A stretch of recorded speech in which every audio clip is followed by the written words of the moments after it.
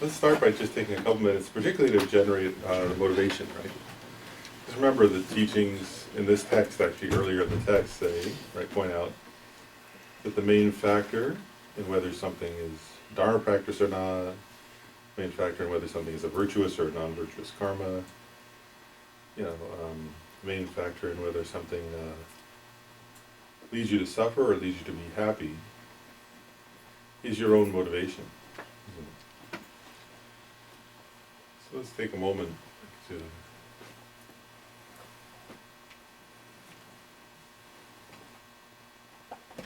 actually maybe we could take a moment first to notice your current motivation, if you have one, if you have a conscious one. There's always some kind of intention.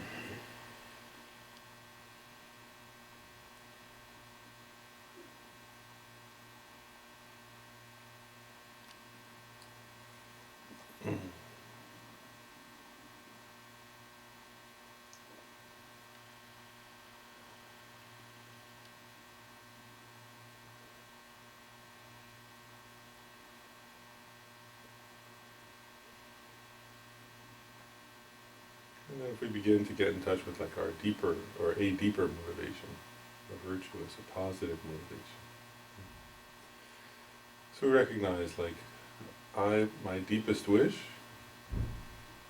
is to be happy and not to suffer. Everyone else's deepest wish is also to be happy and not to suffer. We're all exactly the same in that way.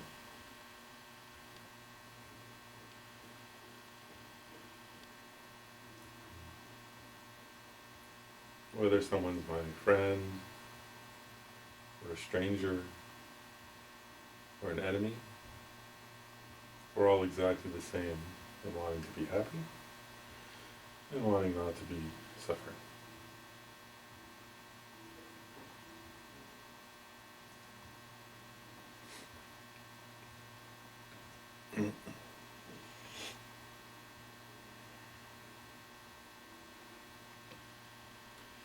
And when we each, including myself, only work for or mainly or only exclusively work for our own happiness, or only the happiness of me and mine, then I suffer. And I cause suffering to others. The same is true for others, right? If they only work for only their happiness, as Shanti Deva says, right, although they want happiness, they actually push it away. Although they don't want suffering, they go towards suffering.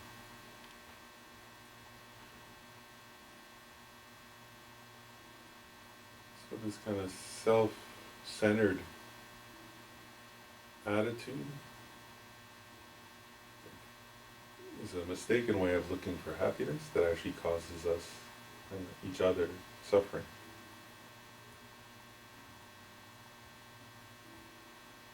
Whereas the heart and mind that cherishes others with love, compassion, kindness, immediately opens the door to happiness. In each moment, like as soon as you're loving and compassionate, your own mind gains peace. Then also you give others peace. And you create the karma to be happy in the future, in this life. Create the karma to be happy in future lives. And that mind, right, that cherishes and loves and has compassion for others is the main cause of bodhicitta. So therefore it's the main cause of Buddhahood itself, right? So enlightenment depends on that attitude of love and compassion. So whether we're looking for happiness in the moment, for happiness for a whole life, for happiness over a string of lifetimes, for the experiences of a bodhisattva on the path, or for the resultant state of Buddhahood, it's mainly this very simple mind, right, of love, of compassion, that's the cause of all those good things. The main obstacle to that mind is self-centered attitude. You can feel, right, like I want to completely exchange, completely let go of that self-centered attitude, because I don't want to suffer and I don't want others to suffer. I want to completely like embrace and imbue my being with this mind, this heart of love and compassion for all beings, right? For myself and all other sentient beings.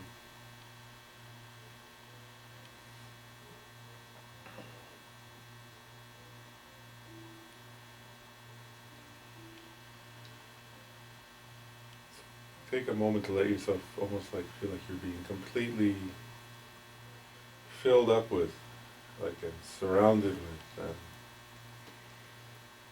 overwhelmed by an experience of love and compassion.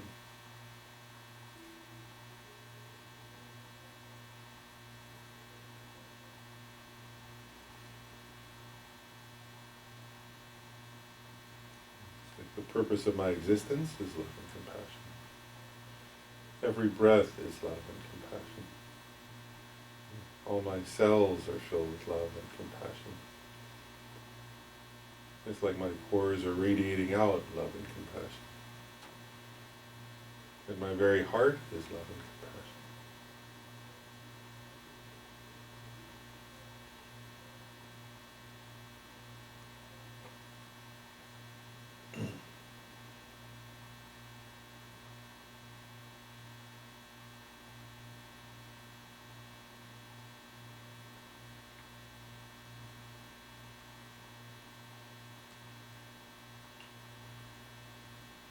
With compassion, I want to free beings from suffering, myself and all others, but right now I'm not capable of that. And so that's where we generate bodhicitta, the wish to become enlightened in order to benefit all mother sentient beings. And so then we can ask, like, so why will I study the Lamrim now? It's the stages of the path to enlightenment. Out of my experience of love and compassion, I wish to become enlightened. So then studying and practicing that path is the way to do that. So the study then becomes an expression of love, compassion, and bodhicitta.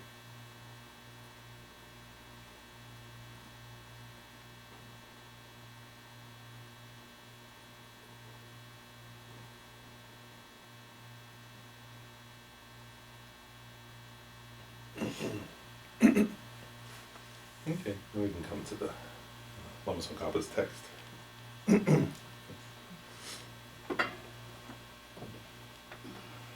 so for those who are actually following in the text, I know some people have it and some don't, but we're on the lower part of page 270.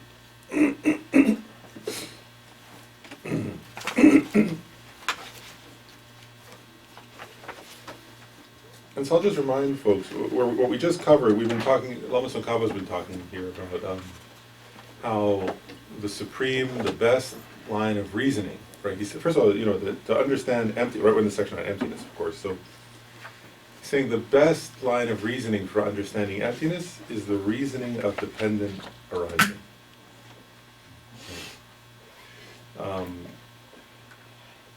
And then last time we pointed this out, that it's quite interesting, right, that the idea that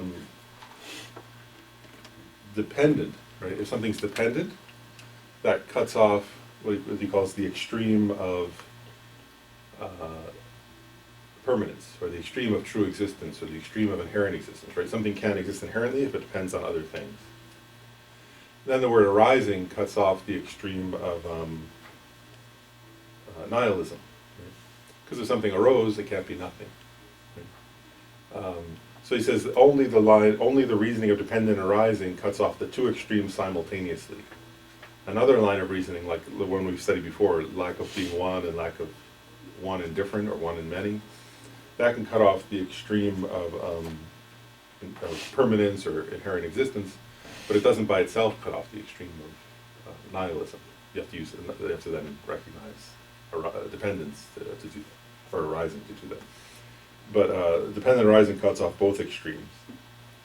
So then Lama Tsongkhapa says, interestingly, he says, so what's an extreme? Right, the word extreme, he said, so he was basically saying, I was just using this word, extreme, which in Tibetan is ta, with a silent M at the beginning. You'll see it there if you have the text. But, and he says, so I'm using this term extreme, but he said, what's an extreme, right? And then he says, in Tibetan, the word extreme can have various meanings, he says. He gives some different meanings there. I was thinking actually the word English also, doesn't it? Like I was actually thinking about that. I was like, well, we have extreme can mean a certain kind of sport, right? Extreme sports even. And we're not trying to cut off extreme sports. Obviously that's silly, but he goes through different meanings of the word here. It can mean, and he quotes Vasubandhu's reasoning for detailed explanation, where he says, extreme ta here it has different meanings. It can mean to finish or to end, nearness, direction, lower, and so on. He's just giving like words can have, like in English also, right? Words can have if you look up many words in the dictionary, there'll be numerous meanings, right? We'll list 1, 2, 3, 4, 5. So Vasubandhu here is doing the same thing. He's saying this particular word has many meanings. And then Lama Tsongkhapa says, such extremes are indeed asserted in our own system as well, right? So he said, actually one important point. So here, that text by Vasubandhu that he quoted, Vasubandhu was not a Madhyamaka philosopher. Sometimes he was a philosopher of the Satantrika system and sometimes of the mind-only system, but not of the Madhyamaka. So when Lama Tsongkhapa says such extremes are asserted in our own system as well, he's saying, he's making a kind of implied reference to the fact that Vasubandhu wasn't a Madhyamaka and he had all these different meanings of extreme. Lama Tsongkhapa is saying Madhyamakas also agree that there are such meanings to extreme. Then he's saying, but there's a unique meaning of the word extreme in Madhyamaka thought. Does that make sense? So he's saying we Madhyamakas, because this is a Madhyamaka teaching, a middle way teaching, he's saying use the word extreme in a specific way. So then he quotes Kamalashila, who is a Madhyamaka thinker, and he quotes his illumination of the middle way, right? Middle way meaning Madhyamaka, so his illumination of the Madhyamaka. And then he says, so he says, I'll actually read that quote from Illumination of the Middle Way. He says, if there were in the Madhyamaka any ultimate thing at all, an object of the mind with its own entity by nature, then it would exist for that system. How could there be strong adherence thinking it is permanent or it is impermanent, be an extreme? It is unreasonable to say that proper mental attention in accordance with the suchness of things is a position one falls into. And I'll read just the next part here. He says, as stated here, mental attention in accordance with how an object actually is not a position one would fall into. So it does not constitute holding to an extreme. And then he says, in the world, the edge of an abyss is called ta, an extreme. And falling off it is called falling into an extreme. So actually, I'm going to explain what he's saying here, because I think he's making an interesting kind of point. What he's saying is, first of all, he's saying, he uses this analogy. I'll start with the latter part, right? Where he's saying in the Madhyamaka system, extreme means, actually, have you ever done that? Like stood at the edge of a cliff, right? Actually, I remember one time I was standing at the edge of a cliff. I was in Connecticut. I'd hiked, and I was at the edge of a cliff. And I kind of, I'm a little afraid to go to the edge. And I remember I went over to the edge, and I didn't know there was a shooting range nearby. Oh. And so I went right to the edge, and then everybody started firing at one side and come back. I almost fell over, whatever, almost went over the extreme in his term. But so what he's saying is that's the extreme, right? You've gone to the extreme of that. I went to the extreme end of that trail, right? And if I'd gone any further, I would have fallen off the cliff over the extreme. So that's the analogy he's giving here. He's saying in the Madhyamaka thinking, the extreme is that you go to an edge, and if you go any further, you fall down, right? And so then he's saying, he's making an interesting point. So he's saying this. He's saying, if you're in touch with reality, if what you're understanding and what you're seeing and what you're meditating on is the truth, is realistic, is how things are, then you've not fallen into an extreme, right? But if you go any further than what is realistic, you fall into an extreme. If you go any further than what's true, then you fall into an extreme. Yeah, the other day I was actually reading something by his student, right, Kejubje, one of his two closest disciples, who's always pictured next to him. And he was saying that same thing. He was saying, extreme means something untrue. There's something where you're deceiving yourself. And not somebody else is deceiving you, you're deceiving yourself.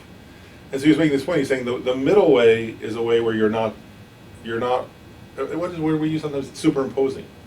Right? Earlier he says, where you are superimposing or deprecating, right? He was saying, when you superimpose, you go beyond what is to add something more. In this case, it would be inherent existence. Right? Or sometimes you deprecate. In other words, things do arise, depending on causing conditions. And sometimes you can get into a place where you think, oh, nothing's real at all. Right? Then you're deprecating, right? Because things do have their conventional existence. And if you say they don't, or if you feel nothing, nothing exists at all, for example, then you're deprecating, so you've fallen into an extreme that's unrealistic. And so here what he's saying is, right, so he's saying, so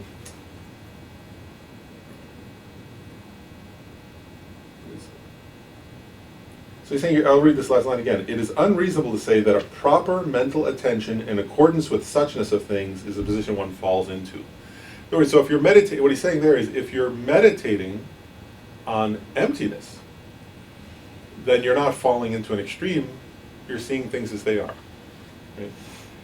If you go beyond that on the negative side to say, because, right, what is emptiness? Emptiness means, right, you've identified the object of negation, which is something unrealistic, right? An inherently existent I, for example. And then you apply reasoning, and you recognize that inherently existent I never existed, right? That's, what does he call it? Proper mental attention in accordance with the suchness of things. Does that make sense? That would be that experience, right? Where you're recognizing, oh, this inherently existent I that seems to me to exist doesn't exist, right? So that's the, in other words, so that's the emptiness, right? Emptiness of that inherently existent I. That's realistic. So he says, so that's not something you fall into, that's something you recognize, something undeceptive.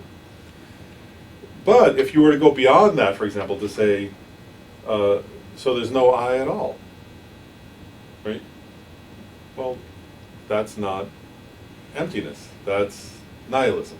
That's negating something. In other words, you ate breakfast, you're going to eat dinner, you drove here, like you can't say there's no I at all, right? There's a dependently arisen I. So if you start to negate that, you fall into an extreme of deprecation, right? It means you're denying something that is,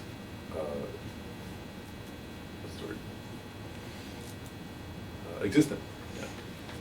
On the other hand, if you hold on to that inherently existent I, and you say, no, that does exist, there's an inherent I, then you fall into the extreme of permanence, right? Which gives rise to the mental afflictions. So it's very interesting, isn't it? So he's saying an extreme is something you fall into and it's unrealistic, right? So as long as you're abiding in what's realistic or what's undeceptive, maybe is a better way to put it, then you're not in an extreme. If you fall into the extreme of denying what exists or adding intrinsic nature to things that doesn't exist, so sort of projecting or superimposing, then that's an extreme. So here he says that the apprehension of phenomena as truly existent and the apprehension that nothing at all is established or exists constitute falling into extremes of permanence and annihilation, which are the opposites of the correct fact. Does that make sense? So that's what I'm saying. That's how he puts it. Opposites of the correct fact. Right? And you see how he very clearly is saying there are two extremes. One is apprehension of phenomena as truly existent or inherently existent, and the other is apprehension that nothing at all exists or is established. So those would be falling into extremes. On the other hand, the apprehension that phenomena do not ultimately exist, and that causes and effects do conventionally exist, and so forth, do not constitute holding to extremes because the objects abide in the way they are apprehended. Does that make sense? So he's actually saying it quite clearly there, isn't he? And then he quotes a couple sources for that. One is from, the first one from Nagarjuna. He says, the lack of inherent existence, oh, this is interesting. Okay, so he says, the lack of inherent existence inverted is established as inherent. So there he's saying, this is getting at the extreme of permanence, right? He's saying the lack of inherent existence inverted. So it means if you don't recognize the lack of inherent existence, then you necessarily hold to things as existing inherently, right? Which is the extreme of permanence. So if you don't negate inherent existence and realize emptiness, then you're grasping at the extreme of permanence. Then he says, if something is ultimately non-existent, if something is ultimately non-existent, it ultimately exists. Then he says, the non-assertion of conventionalities, that is not what we explain. And this is quite important, right? Because I've said this before. Many people, when they read the middle way philosophy, when they read Nagarjuna, or they read the Prajnaparamita Sutras, they think that those sutras are not asserting conventionalities. They think that those, because Nagarjuna is so radical in his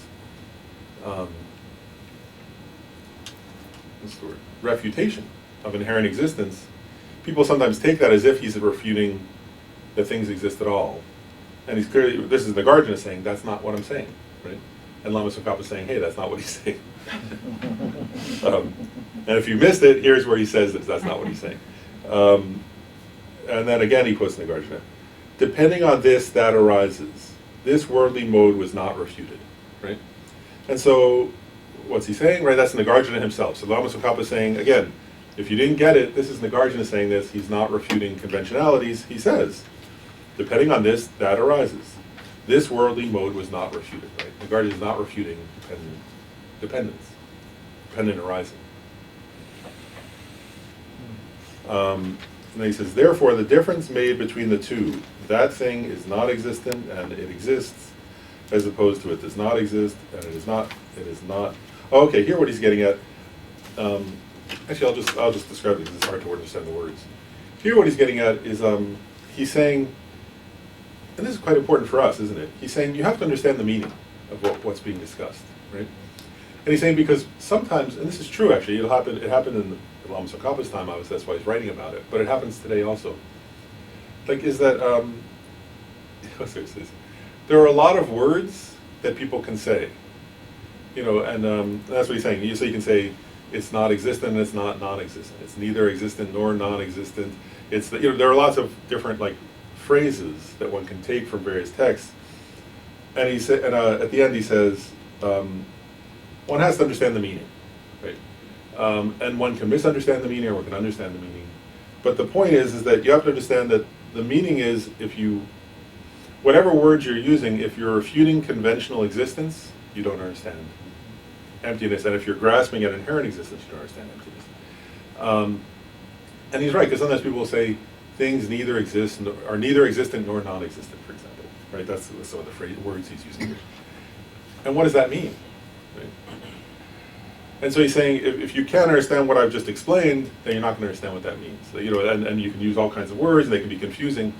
And he's saying, but essentially the point is what Lama Tsongkhapa just explained. Does that make sense? And so whatever words you use, they have to have that meaning. And using words from Madhyamaka texts, if they're not used in the way to imply this meaning, then they're incorrect. It doesn't matter that you took the words from Madhyamaka text. They're not the meaning of the Madhyamaka unless they're saying this point about not following it, that they don't lead you to either of the two extremes, that they're in line with, how does he put it, the correct fact. Right? They're not the opposite of the correct fact. So I'll pause there. Any questions about that? I just looked up the etymology of the word existence from Latin. Ex is out, and sistere is to stand out, which means coming into being. It seems to imply the dependent arising, coming into being. So not something that exists inherently. So if we even paid attention to the etymology, it might help. Oh, that's quite interesting. That's beautiful. That's quite beautiful. Yeah, quite good. What's that? Oh, she has to be repeated. The word existence from Latin, it's ex, which means out. Sistere means stand out, And so it's translated as coming into being, which means conditions and causes. That's great. So as long as we understand it in that way, then it becomes, what's the word, in line with how things are, right, as it is. Yeah, whereas if we misunderstand it as somehow, what's the word, standing out by itself, I guess, Right. then we would have a problem, wouldn't we? Then we'd be Right. going to an extreme. Well, I like the gerund, you know, Yeah. the coming. That's into sort of, yeah. being, yeah. Like the rising. Yeah. Anything else? So, and then comes the next section where, in part, the heading is how non-products are also established as not truly existent through this and earlier reasonings. So he's gonna address a couple things here. One is he's addressing, so we talked about this a little bit last time. They call them non-products or uncompounded phenomena. Let's talk about that a little bit, and then he gets into actually other points. He's not only addressing that in this section, but that's the sort of header to this section, chapter heading or section heading. We talked about this a little last time, so I'll just say very briefly. You know, here he uses two different words: non-products or uncompounded phenomena. The translator uses those two phrases, or forget phrases. And so he actually says it here. He says a non-product or an uncompounded phenomena. We talked about this last time. So it's something that does not arise due to causes and conditions. It is dependently arisen, but it's not arisen due to causes and conditions. And he gives examples here. So he said, I'll read it because he gives examples. He says, once compounded phenomena, persons and things, phenomena, have been established as not truly existent by way of the reasonings explained earlier, right, which is what we just finished. Then he says, it is established with little difficulty that uncompounded phenomena, and now he gives the examples, such as space, analytical cessations, non-analytical cessations, and suchness do not truly exist. And so, as I said last time, uncompounded phenomena are things that are dependently arisen but don't arise due to causes and conditions. They're not changing instant by instant. And so, those are a couple aspects of them. I'll go through these examples, right? Space, in this sense, space means unobstructedness, right? That's the definition in a way. Unobstructedness is the definition of space. What are analytical cessations? Those are like cessations in the continuum of a practitioner, right? Or it could be of a Buddha too. Analytic means cessations of mental afflictions that have come about due to wisdom. Does that make sense? So due to the person's inner realizations, they've given, what's the word, ceased or put an end to certain mental afflictions. And that's what emptiness does, right? If you meditate on emptiness and you realize emptiness directly, the more you do that, you undermine the causes that could give rise to mental afflictions. And they're actually the whole process that he described for bodhisattvas, where as they progress through the bhumis, they're like gross mental, as the person realizes emptiness and then continues to meditate on emptiness, they're actually like, sometimes break it, like there's gross, middling, and subtle mental afflictions. And then the gross has the gross of the gross, the middle of the gross, and the subtle, and the middling of the middle, the gross of the middle of the middle. What they're describing is that there are different levels of mental afflictions in us, actually. And ordinary people like myself have not ceased any of them, right? But then when somebody realizes emptiness directly, they begin to cease those mental afflictions, and they first cease the grossest of the gross, and so on. And they get subtler and subtler, and it's like you're, what's the word, uprooting, and getting rid of the seeds, getting rid of the causes of them. So an analytical cessation means through that person's wisdom, realizing emptiness, they reach a point where certain mental afflictions cease, right? And one thing is like, and so I guess I'll point something out, like an absence is not, they sometimes say also it's not a functioning thing. That's another way of putting this uncompounded, right? Whereas it means like, it's not, in a sense, these uncompounded phenomena are not, you know, like if you have a positive phenomena like matter, right? It's changing instant by instant. Or if you have a certain mental state like anger, right? It's changing. If you watch your mind when you're angry, it's right, like every instant your mind is changing, right? But these are negative phenomena, so they're not, right, like the lack of something, right? The lack of anger is not something that's changing instant by instant. So that's one difference. Then non-analytical cessations are the non-arising of things due to the lack of causes and conditions for their arising. Does that make sense? Like, so for example, that would be an example, like would be like there's not a tree in this room. Right? It's not like a oak tree in this room, right? Because the causes and conditions for an oak tree in this room aren't present. Right? Sunlight and so on. Oak tree seeds and soil and water and you know, right? And that lack of a oak tree in this room would be an example. You know, it's not a functioning thing, right? It's not going to give rise to seeds of oak trees. It's not going to give you shade. It's not, you know, it's just a lack of something. And then suchness, right? Suchness means emptiness, right? So emptiness is an example of a uncompounded phenomena. It's a lack of inherent existence, right? So it's a lack. It's not it's not something that's going to produce its own effects. It didn't arise due to causes and conditions. It's the nature of things as they are. And so he's saying here, those kinds of phenomena, right? Because people have gotten confused. He's going to get into this more, but I'll explain some. One is sometimes, you know, when you realize, right, if you through the reasonings we've already, this is what he's saying, when you realize through the reasonings we've already discussed that you yourself as a person lack inherent existence, and the things like your body lack inherent existence, right? He's saying then sometimes, one point is, sometimes people think, well, emptiness must have inherent existence, right? Sometimes people grasp at that. And one thing he's saying, he's already said, right, is, no, it doesn't have inherent existence.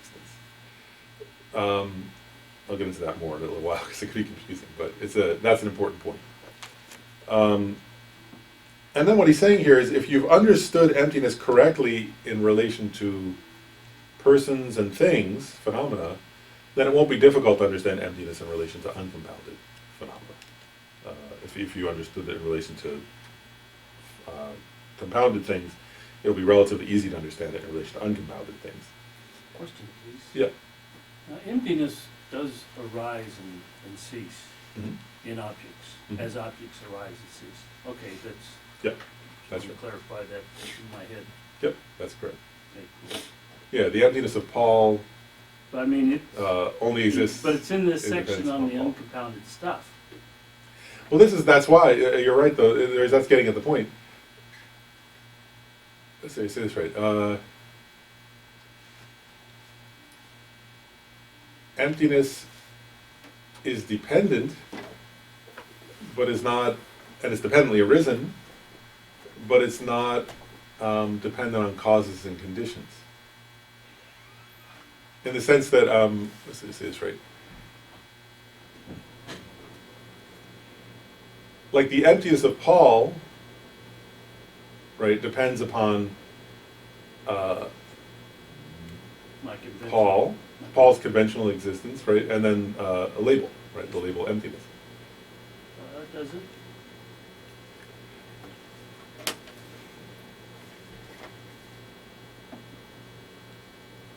Yep, yeah, it's everything exists, right, as I merely can label. change my labels. Oh no, I mean like the emptiness. I don't mean Paul, like not the label Paul, but it depends on a mind. Like, let's say this right. For something to be existent, it depends upon a mind. Part of the definition of existent means, what's the word? Can be cognized. So another way of saying emptiness is dependently arisen because it depends upon it's being cognizable.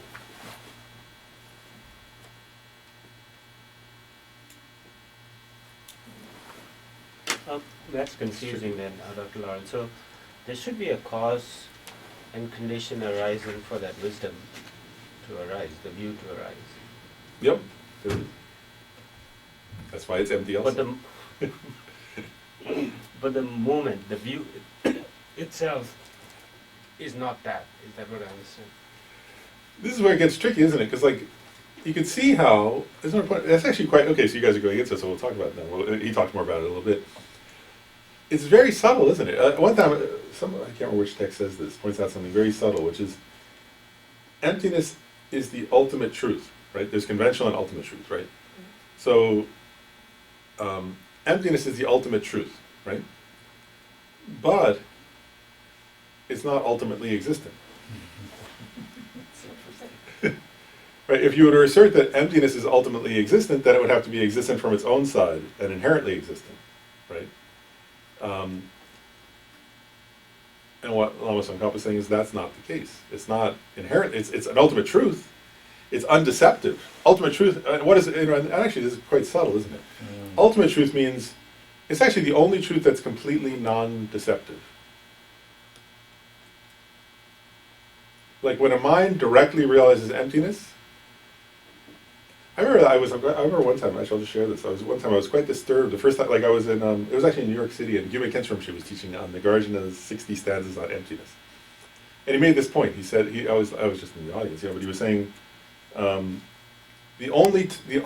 first time somebody experiences something that's completely non-deceptive is when they directly realize emptiness. So until that time, there's always an element of deception in one's experience. And I remember I thought, this is quite disturbing, because that means like everything I've ever experienced up to this moment has been somewhat deceptive. I thought, that I don't like. I think that's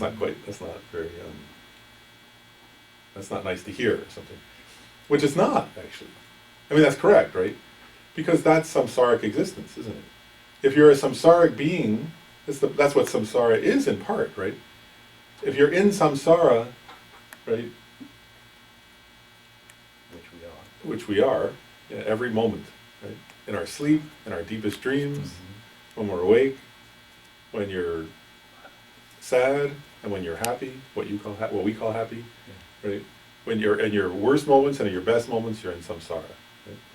And that means that one implication of that is that there's always an element of deception in our experiences, right? Even they sometimes call conventional truth, right? Sometimes when they talk what's conventional, we'll get into that later in this text actually. Conventional truth it's interesting, it's quite, I don't want to get too far into that. Conventional truths are valid, but they contain an element of deception. Ultimate truth, when realized directly, has no element of deception.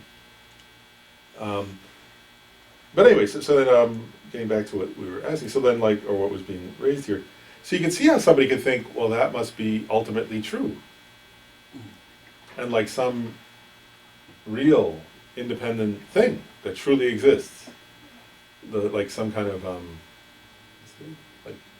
inherently existent thing, right? Emptiness. You could think that. And Lama Tsongkhapa is saying, no, that's not the case. And part of what he's getting at here is I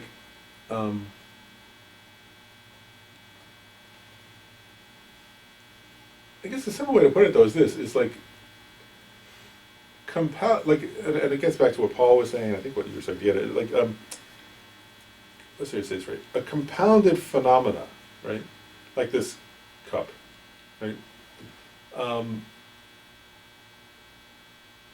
It arose, there's a cause, right, they sometimes talk about causes and conditions, causes being like the substantial cause, right? So the main cause of this cup was like metal, right? I think it's mostly metal. Plastic, maybe a little else on the top, but so it was like metal and plastic, right? And then there were all kinds of conditions though, right? Like the people who worked on it, the molds that they poured the metal into, the designers who designed it, and so you could go on and on and on. Actually you could go on almost indefinitely, probably indefinitely, toward the conditions for it. right? Whereas emptiness, because it's a what's the word? It's a mere negation. It's a negation of inherent existence. It doesn't have a substantial cause in the sense that this does, right? There's not a substance that gave, like you can't say this substance became emptiness, right? So in that sense, it doesn't have a substantial cause in that sense. Does that make sense? There's not some substance that was something else and then it became emptiness, and you made it out of, like there was what's the word? Like a craftsman who made emptiness out of something else, right? It doesn't exist in that way, right?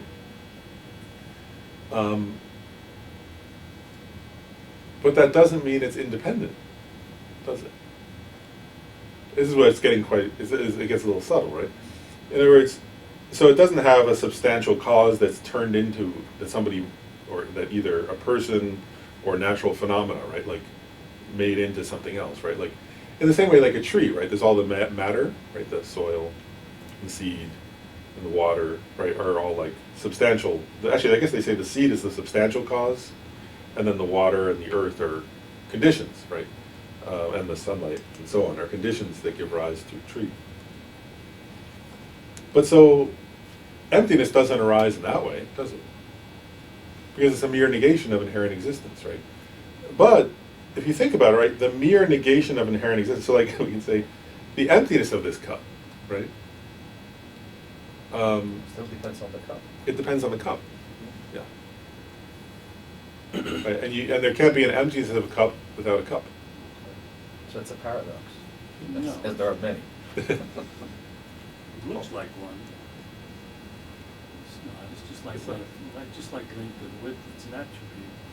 Yes, and it's actually the ultimate nature of the cup, right? And this is the subtle point I was saying before. It's the ultimate nature of the cup is the cup's emptiness, and that emptiness doesn't ultimately exist. It exists dependent on the cup, right? But it's still an ultimate truth. Yep, it's the ultimate truth nature of the cup. But actually, if it were ultimately existent, right, then it would have to have, and this is part of the trick, right? If the emptiness of the cup, it is the ultimate nature of the cup, so it's the ultimate truth, right? But if the emptiness of the cup were ultimately existent, it would have had to exist before anybody ever made the cup, right? It would have had to be some kind of permanent, always present, independent thing, right? So then, like, you could say the cup, so then it would have to be like that. The emptiness of the cup existed before anybody ever discovered, before the Iron Age, right? Before people ever used metal, and before there were humans and there were no cups. Somehow there would have had to be the emptiness of a cup. Right? It doesn't exist in that way. There were right? people who would disagree with that. Which they, Well, I mean, mathematician, that's a big argument. Oh, okay. That's a big argument. about But cups? No, about whether ideas exist before they're discovered. Oh, I see.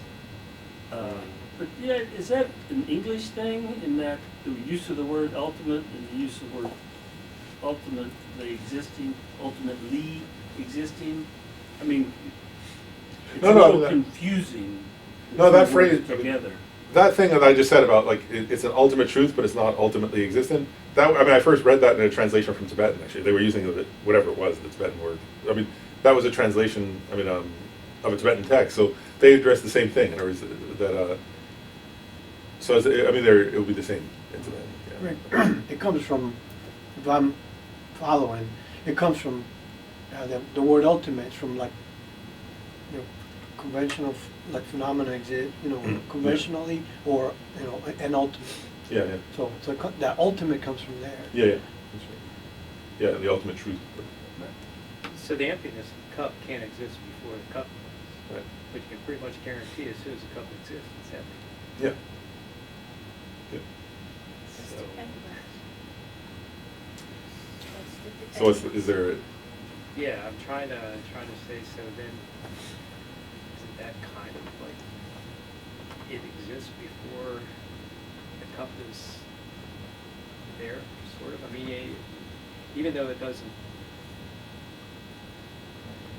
exist before the cup, but as soon as you make it, it's empty. I mean, so it's kind of always there, right? as soon as the cup. So how would the emptiness of the cup exist? Like in the instant before the cup, let's say the day before the cup arose, how did the emptiness, like how would the emptiness of the cup have existed? Get that it does, but you can't create anything that's not going to be empty. Yeah, that's correct.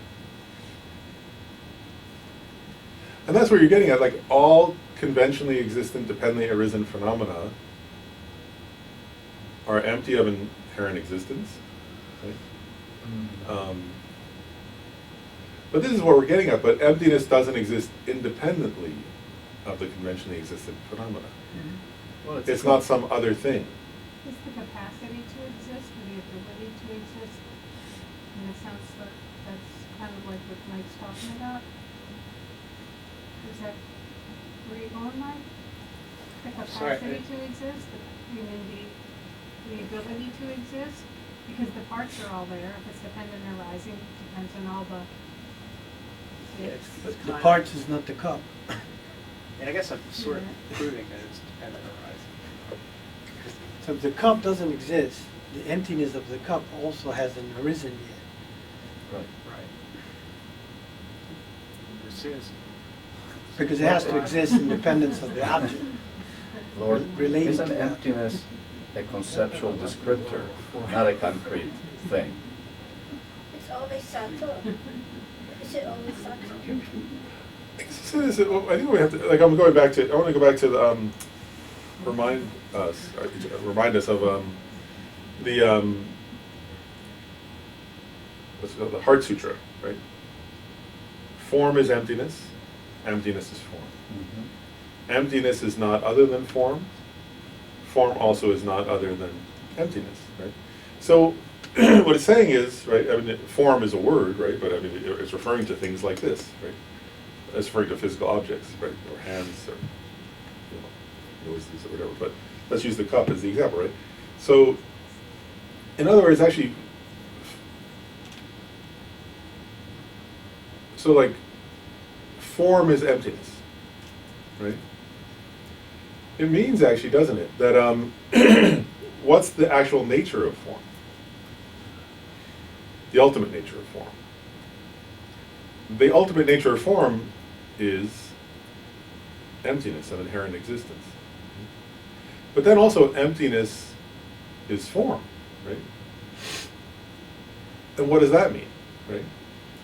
It means it's the nature of, right, emptiness is the nature of this, it's not something separate from, right? It doesn't exist, it's very tricky, isn't it? Because it's like, you can see why Lama Tsongkhapa is addressing this, isn't it? It's tempting to think that, like, emptiness is something other than the nature of things, right? That it's like a substance that allows those things to arise, for example. I read a cool quote, I'm sure it's not a real quote, it's Milarepa, but and he said that emptiness is the space between the thoughts, between your thoughts. What? Yeah, that's what I said. Emptiness is the space between. And what we would have to say is that that's. Let's see, say this right. Maybe the place, not the space, because that would imply something. But I think that's said to convey a sense of when you can capture a sense of emptiness in meditation between the thoughts, when you are no longer having discursive thoughts. I actually think that instruction, emptiness is the space between the thoughts, is actually it's good. I mean, this is not direct, but it's similar, or it's related actually. Yeah, let's put it that way. It's an interesting point. That instruction actually is from Mahamudra. That's a phrase from the teaching. Milarepa was one of the great lineage masters and expounders of the Mahamudra lineage. And there, again, it's quite tricky, isn't it? Because the emptiness there, if you look at the text on Mahamudra by the first Panchen Lama, Losang Choki Gyaltsen, he makes a very interesting points about this, where he says that use of the word emptiness is actually not referring to the emptiness being taught here. There, what's being taught about is the conventional nature of the mind, which is the initial object for practitioners of Mahamudra. We have to recognize that the mind, they have to recognize, and this is where you look for the moments between thoughts, for example, that mind is clear and empty of obstruction. In other words, it's open, it's spacious, it's non-physical, its nature is knowing and clarity, and ordinarily ordinarily we don't recognize that conventional nature of mind. We are caught up in our thoughts, right? And so there's a practice where, in order to develop calm abiding, actually, one has to recognize the conventional nature of mind, which is empty in that sense, empty of obstruction and clarity. It's a clarity and a knowing that's empty of obstructiveness, or sort of empty in the sense of open, like space in a way. And one recognizes first, in between the thoughts, for example, that quality of the conventional nature of the mind itself, and then one meditates on that, and one develops calm abiding. So one develops a kind of, calm abiding was described, right? This kind of bliss and pliancy and concentration. And what they say, actually, is that that's an incredibly skillful practice, because one is you develop calm abiding, but the other is that that quality of mind, because it's subtle, it's unobstructed, it's clear, that for somebody who develops calm abiding in that way, like Milarepa was teaching, that then it becomes very easy, relatively, for that person to realize this emptiness. Once they've realized the conventional nature of the mind, then they can meditate. Even the Panchen Lama says, then that person, he uses this phrase, I think it's quite beautiful, actually. And Lama Yeshe writes about it in his commentary on Mahamudra. He uses this phrase, he elaborates on this. But the first Panchen Lama says, once that person has developed calm abiding on that kind of emptiness, he says, then they have it's like a huge, have you ever been to the Rocky Mountains or something, right? Like at dawn, when a lake is like a mirror, he says the person's mind is like that, right? Like a mountain lake at dawn. It's totally like a mirror. And he says, then there's a tiny minnow under the surface that can move without disturbing that lake. And he says, so the person, the meditator like that, takes a tiny part of that very powerful mind now, and without disturbing its peace, analyzes this, the ultimate nature of mind. And because their mind is so clear and so concentrated and so subtle, they're able to realize this emptiness. So when Milarepa says that point about, and that's where, I think it's a great point though, in a way. It's not exactly what he's saying here, but it's like a great point, right? Because it's so difficult in a way, because you can see how, if you're just reading a text like that, and it says, well, Milarepa said, it's empty. Emptiness is the space between the thoughts, which he does say, right, as part of an instruction on Mahamudra, that one could think he means the ultimate truth nature of the mind. But it's actually a very profound meditation instruction for how to meditate on the conventional nature of mind, that leads one to eventually realize this ultimate nature of mind. And but you can see how somebody who, if they just were to come, let's say if they were to read Nagarjuna or something, and they were to say, well, my guru said emptiness is a space between thoughts, Nagarjuna is saying it's a non-affirming negation, that doesn't make sense. And that's why Lama Tsongkhapa is saying, so you have to, what's the word? Understand quite deep, that we have to kind of analyze and understand. There are all these different meanings, right? Like extreme. There are different meanings of the word extreme. There are different meanings of the word empty.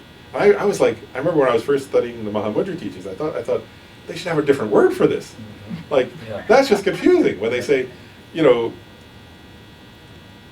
emptiness is the space between thoughts, or the mind is empty and clear, and I'm like, oh, empty, it must mean the ultimate truth. And they're like, no, that doesn't mean the ultimate truth. It means empty of obstruction, meaning open and space-like. And so in each context, you have to know what the word, it's like the same word, but you have to know what it's referring to. And then I thought the same thing, whoever said that. I was like, well, this must be a problem of translation. And then they were like, no, it's the same Tibetan word too. It's like I asked the translator, he's like, no, it's the same, but it has a different referent. It's not empty of inherent existence, it's empty of obstruction. And those are two different kinds of uses of a word empty. So anyway, does that make sense? So it's an interesting point though, isn't it? I think those things are really fascinating. When you then when you see, oh, that's what that's referring to, and this is what this is referring to, and they're related but different, it's useful. So, just going back to the uncompounded phenomena, it's just trying to understand that. So when we use the term clear mind, that's uncompounded phenomena, right? No, so like the conventional nature of mind, right, would be, actually it's interesting, so Just the term like clear mind. the clear mind, like that would be a conventional phenomenon. Oh, it's Uh, conventional. That's conventional truth, yeah. But is it uncompounded? No, so it's compounded. It's compounded. And they say, like, an example, I'll just say why they say it's compounded. You know, I was saying, like, the cup, part of the reason why it's compounded is it has a substantial cause, which is the previous metal or something. So the clear mind, they actually make this point, they say the substantial cause like that, the substance that becomes this moment's clear mind, is the previous moment's clear mind. And the previous moment, and the previous, so it's like, it has a kind of substantial cause, which is the previous, and that's why that's one of the proofs, like, of, you know, even when they say, well, where did the mind at birth come from? It came from the previous life's clear mind. So they would say that's a conventional phenomena that's also compounded. It is a compounded phenomenon. So these uncompounded phenomena, though, right, were space, analytical cessations, non-analytical cessations, and emptiness. Those were examples, yeah. Dr. Lauren, where would you put Buddhahood there, like in this scheme of things? That's an interesting question. Like, it depends. He asked, where would you put Buddhahood? Is it compounded or uncompounded, right? That's what you're asking. Which is an interesting question, isn't it? Answer is yes. Paul's got it right. It depends what when we say Buddhahood, actually we have to kind of, to answer that question really well, one has to break it down to the different bodies of a Buddha, right, the kayas. Because if you say the, for example, the Nirmanakaya, right, like the form body of a Buddha, that arose, you know, like Shakyamuni, right, that was born from his parents, his mom was, right, Queen Maya Devi, and so on, then you have to say that was compounded, right? It was a body made of visual, you know, made of form. Whereas what they call the Svabhavakakaya, right, the nature body of a Buddha, is uncompounded. Because it's an emptiness. It's the emptiness of the omniscient mind of the Buddha. So the emptiness of the Buddha's omniscient mind is a uncompounded phenomena, but the form body and the Sambhogakaya, for example, are compounded phenomena. So, Dr. Lauren, just a thought came in here. So, when we talk about the death meditation, the last point says, at the time of death, wisdom only comes to help. And here we spoke about absence of something, cessation, right? Is that tied together somehow to the fact that what carries over is this element which is uncompounded? I'm not sure I understand. Like, say it again. Like, say they. So, I'm not sure I understand the So question. the death meditation, right? Right. We do the three roots and 9. Oh, okay, yeah. So the last part says, friends are not going to come to help, wealth is not going to come to help. The only thing that goes to the next life is your wisdom. That's what you carry, right? Or it says also your karma, right? The karma, Yeah. right? Same. Karma and wisdom. Does it tie to the uncompounded phenomena here, where we say, like, when you have the cessation, analytical cessation about all the afflictions that we have, right? Anger, hatred, and so on and so forth. Does it tie in to say, like, probably these are the phenomena that gets carried from one lifetime to another lifetime? It's compounded. Am I going tangential there? Yeah, no, because like, so when, I guess I'm trying to differentiate, because for an ordinary person, like when when we're dying and certain things cease, that's not a cessation in this sense, because this kind of when they talk about an analytical cessation, they're talking about somebody who's very high on the path, and who their meditation on wisdom is so powerful that it's led to a permanent stopping of certain mental afflictions, even in future lives, for example. Now that does go with them to future, Right. by definition. Right. But for an ordinary person, when we're dying, like, so for example, there reaches a level of subtlety as we're dying where we can't any longer do certain things. But then when we arise in our next life, we'll do them again. So that's not a cessation in this sense. You used the term Svabhavakaya, Yeah. am I saying it right? What is the difference between that and the Dharmakaya? I always get that confused on that. That's tricky in a way. Like, sometimes they sometimes they use 3 bodies, so, right? The 3 and 4. 3 and sometimes 4. So the Svabhavakaya is listed when they list 4, right? Because if there's three, it's the Nirmanakaya, Sambhogakaya, and Dharmakaya. And then you can differentiate the Dharmakaya into two. That's where you get four. The wisdom Dharmakaya and the nature Svabhavakaya, the nature Dharma. So then I think the way I would let's see if I say it right. You can say it this way, that if you differentiate the Dharmakaya, there's a Dharmakaya that's compounded because it's knowing, right? The omniscient mind of a Buddha is a compounded phenomena. Right? It knows emptiness and it knows all conventional phenomena. That's compounded because it's a positive phenomena that's knowing. But then the Svabhavakaya is an emptiness of that mind. So it's an uncompounded phenomenon. Now, is that a separate mind or an attribute of the Dharmakaya? I'm confused. Yeah, it's not a separate mind, it's an emptiness, actually. Yeah. It's an emptiness of the mind. Okay, well, I mean, that makes sense, but then I don't see why there's emptiness of the other two also. Yeah, so I guess there aren't they? They're pointing out a kind of importance to that emptiness, isn't it? That I'm missing. Yeah, yeah. I mean, it's clearly important, but I don't see why it's pointed out like Yeah, I think I imagine there are various reasons. One is it's connected also to Buddha nature in certain ways. That's one. Well, you can think about it that way. If you contemplate that, it becomes quite interesting. That the Svabhavakaya and Buddha nature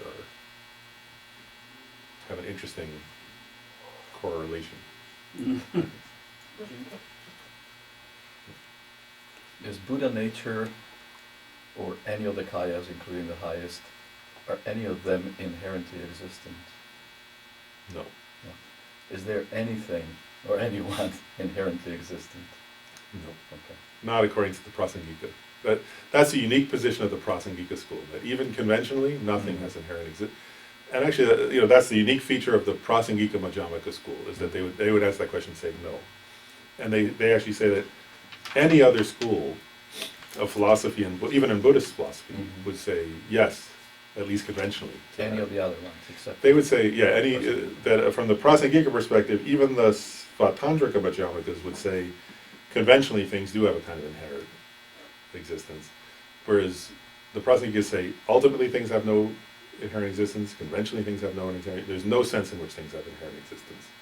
Well, does that go towards nihilism? How do you step back from it? That's what he's addressing, That's isn't the it? challenge. That's the challenge. That's why it's some, and that's why he says it's difficult, isn't it? Like that's what Lama Tsongkhapa, you got it exactly. Lama Tsongkhapa is saying that's the difficult point. How does one understand that all things completely lack any inherent existence, and yet, as he says, how does he put it here? Causes and effects conventionally exist. Yeah. And he said you have to be able to find the harmony or the understanding of that harmony to understand the Prasangika It's school. almost like saying the causes and the conditions, because they inherently exist, are the creators. Yeah, and if you think that, then that's actually. No, I know that I know, that's a but contradiction of all. but you can the see how, tenets like, of Buddhism, but one could come. no, out many and say Buddhists that, actually, from the which is- Prasangika school, other Buddhist schools think that. Oh, When okay. see, Prasangikas would say, Prasangikas actually say that other Buddhist schools don't see how, they think, well, things must have some kind of intrinsic existence in order to give rise to their effects. Just like you said. Especially that they say other Buddhist schools, in order to keep their understanding of conventionality, think you have to assert some kind of inherent existence. And the Prasangikas say, no, if things have inherent existence, they can't give rise to any effect, because they exist independently. They have their own nature, which means they can't be relational, and they can't give rise to effects. It's only because they lack any inherent existence that they can give rise to effect. So it's this, actually it's very subtle what you're getting at, because really the Prasangikas say, even the mind-only school, for example, is saying, well, the mind has to have some kind of inherent nature in order to give rise to things. And the Prasangika is saying, if the mind has inherent nature, it can't give rise to anything. So it's that's a very important precise point of debate. That if it has inherent existence, it cannot give rise to anything.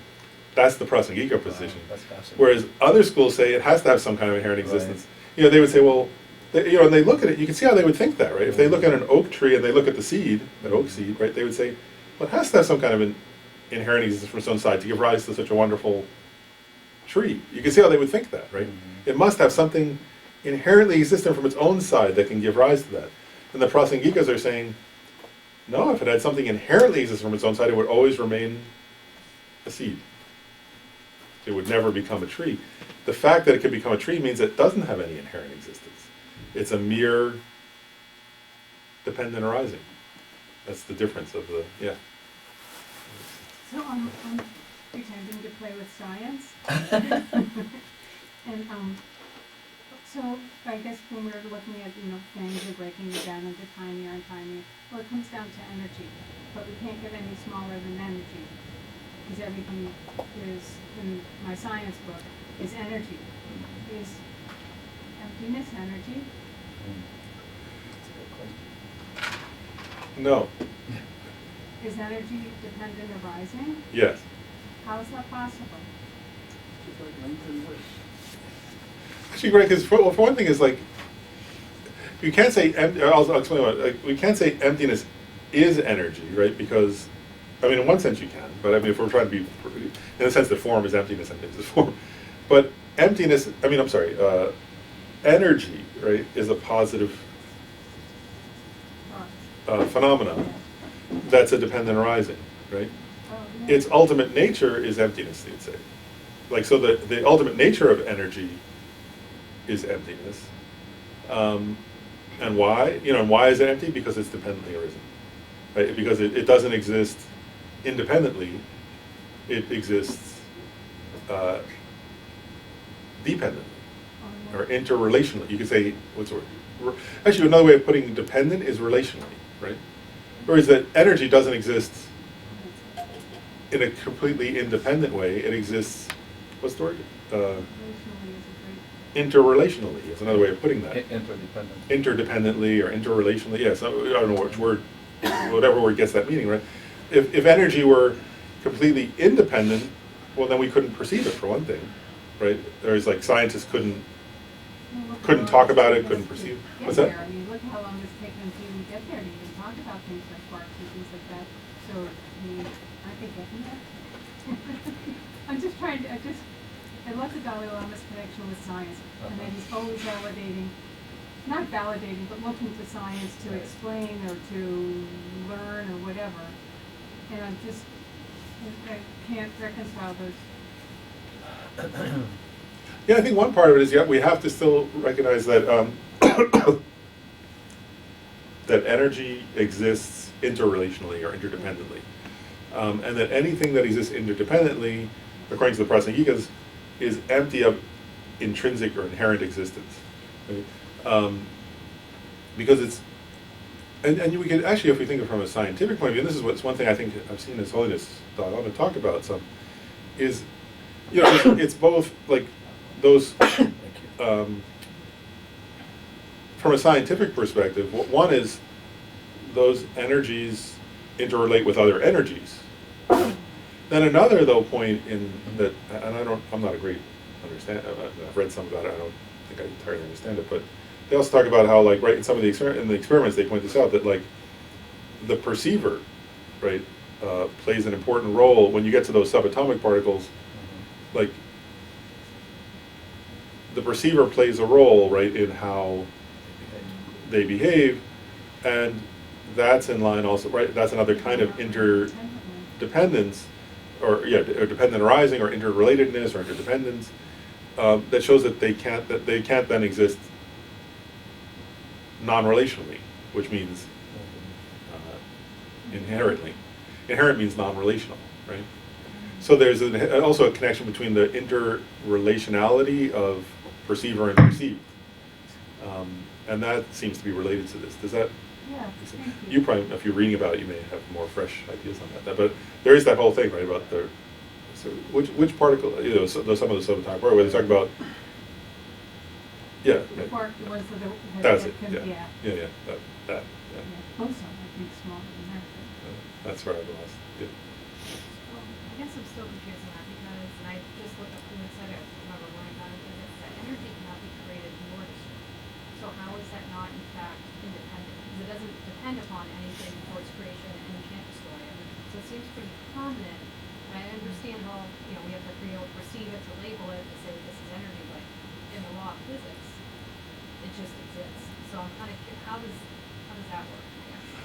Okay. Yeah, that's similar. Like actually, I would that's interesting, isn't it? Like But it does that is- change. it changes. That's the key, and it. It changes. You can contain it. It all came, in our system, it all comes from the sun. No, but I mean, like our bodies are full of energy. We die, that energy doesn't die, it just moves on. I think what Lauren was talking too about interdependence, the interrelation, it doesn't exist independently. Energy, there is no such thing as energy. I mean, it doesn't exist independently, it exists only in our relational. Sure. Well, it's different. It's different related to the other energy around it. I think when they say the quote you were giving, right? Energy can either be created or destroyed. Transform. It is actually getting at what Buddhism calls, right, in terms of the mind, for example, but it would apply to matter also. What Buddhism calls a continuum. Right? In other words, so there's a continuum. For example, there's a continuum of consciousness. There's a continuum of matter. There's a continuum of energy. At different levels of analysis. So like for example, well, let's use energy since that's the one you're using, right? So there's a continuum, right? Like so, for example, an energy that was there at the Big Bang, and then was there in a star, and then was there in a supernova, and then is there on this planet, and then is there in your body, and then will be there in a tree, and so on, is a continuum, right? That makes sense so far, right? And then what Buddhism here would be saying, and this relates to both compounded phenomena, because energy is a compounded phenomena, is that if something's a continuum, right, then each moment of that continuum arises dependent upon the previous moment of that continuum, which arises dependent upon the previous moment, the previous moment, the previous moment. And if something arises, if each moment is arising dependent upon the previous moment, that's dependent arising. It doesn't mean, so in that sense also, and what that gets at in a way is compounded phenomena. It's also tricky with permanent and impermanent, so I just want to point this out, because compounded phenomena like energy are impermanent in the sense that they change instant by instant, just like the mind changes instant by instant. But according to Buddhism, like for example, the mind has no beginning and no end, but it's impermanent because it changes instant by instant in a continuum. Energy is the same. Does that make sense? So it's a phenomena that has no beginning, and you could say, I don't know if that's beginning or end. Actually, I'm not sure, but even if one were to assert if it can neither be created nor destroyed, that would have no beginning and no end. So each moment of it arises in dependence upon the previous moment. Therefore, it's dependently arisen, so it's still empty of inherent existence. Does that make sense, though, or no? Yeah, it does. But, yeah, and it's tricky, isn't it? Because again, I'm just getting at words, right? If you hear the word impermanent, we can think that means has an ultimate end, right? Like can be destroyed. But according to Buddhism, impermanent means changes instant by instant. It doesn't mean that it's continuum necessary. Some things, the continuum of them are destroyed, and some things, the continuum are not destroyed. But that's not the meaning of impermanence. Impermanence in Buddhism means changing instant by instant. But mind is a thing that in Buddhism they say has no beginning, no end, but it's impermanent because it changes instant by instant. So impermanent doesn't mean what's the say? Like it doesn't mean actually it's weird. It doesn't mean finite, right? In the sense of had a beginning and had an end. It just means changing instant by instant. Energy be the same thing. So what makes space different From what? from compounded phenomena? Okay, I mean, in terms of energy, like you're talking about, so it's finite. So what's the difference? Space.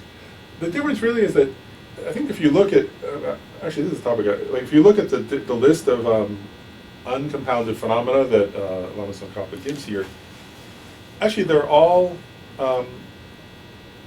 what's the word? Absences, right? Like so, energy or matter or all those are, we call them positive phenomena, right? Like, they could sometimes call them functioning things. Whereas space is a lack of obstruction. Like, so it's not a positive phenomenon, it's the lack of something. Just like an analytic cessation, right? It's the lack of, and like the cessation of a person who's given rise to an analytic cessation of anger, it's the lack of anger in their continuum. Or something, you know, it's that their anger can't arise for them.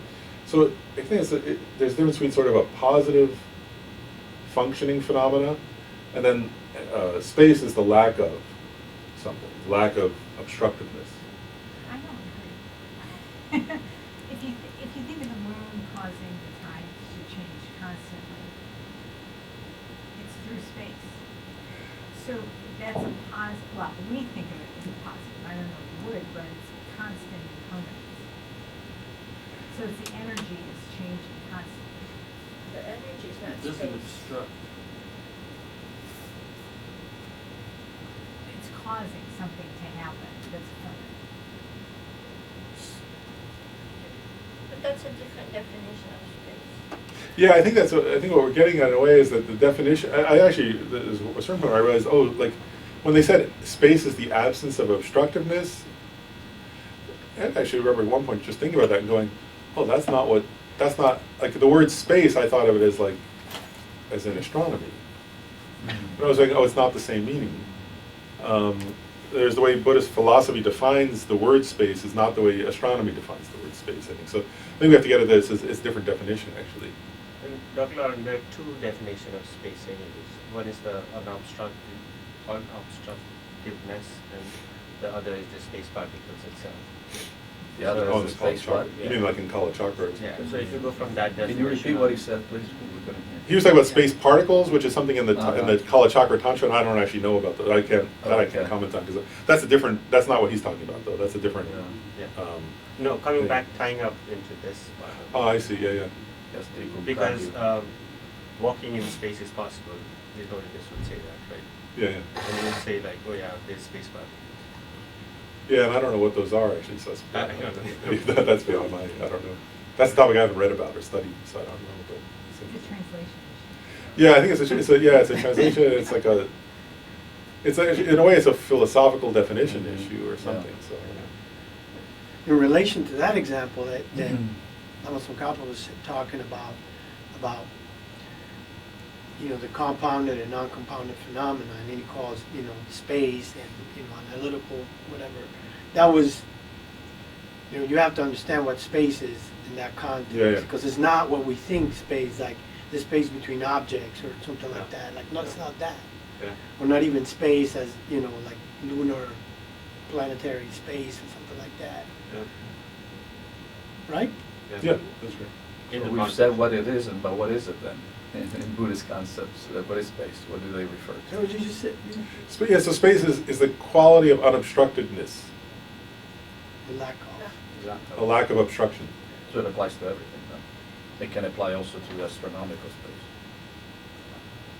Yeah, I guess, but when we get, I guess what I'm thinking about is like if we talk about astronomical space, for example, as when we talk, like so, for example, in if we talk about like space being bent, Mean what? bent, Bent. right? Then we can't. That's not the same The thing. time For example, continuum is bent. and things like that, right? Then they're talking about something that's not mere non-obstructiveness. It's maybe closer to space particles. It's some positive phenomena. Whereas this is not talking. This is talking about unobstructedness. So that's where I think it gets confusing for me, at least, because Right. Einstein's concept of space, I don't think is identical to the Buddhist definition of space.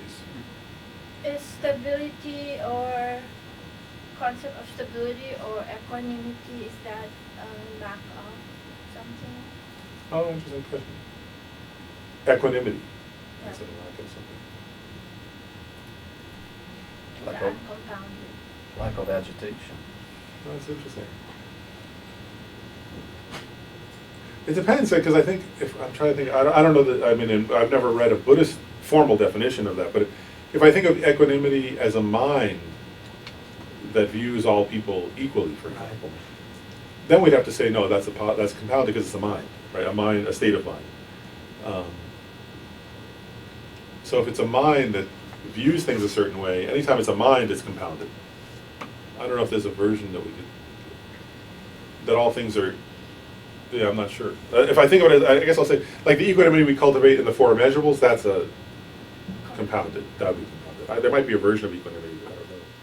that one can serve. Mind itself is compounded. Is compounded, yeah, mind is compounded. Anything that arises to your mind. That's right. And so he says here, yeah, so anyway, okay, so let's go back and see if he says more about anything. So he says, easy method for establishing this is as follows. Okay, so now he's saying, well, why are uncompounded phenomena empty, right? An easy method for establishing this is as follows. When inherently established compounded phenomena have been refuted as above, even though they are not inherently established, it is established that with regard to them, agents and actions such as bondage and liberation, causes and effects, objects of comprehension, and those who comprehend them may be posited.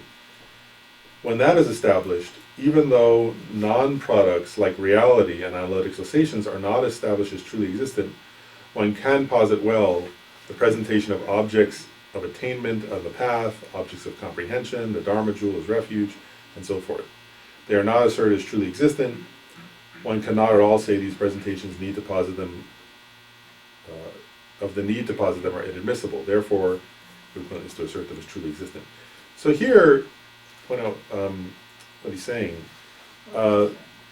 It's not easy, is it? He's saying, he's pointing out that how does it say this right? Like that uncompounded phenomena are empty, but they do exist conventionally. First of all, does that make sense? Saying they're empty doesn't mean they're non-existent, right? We know that because he's saying if we know that about compounded phenomena like chairs and tables, then we can also know that about uncompounded phenomena. And here he's particularly emphasizing emptiness and cessations, right? Because why? Because those are part of the path to enlightenment, right? So they're quite important in the Buddhist context. And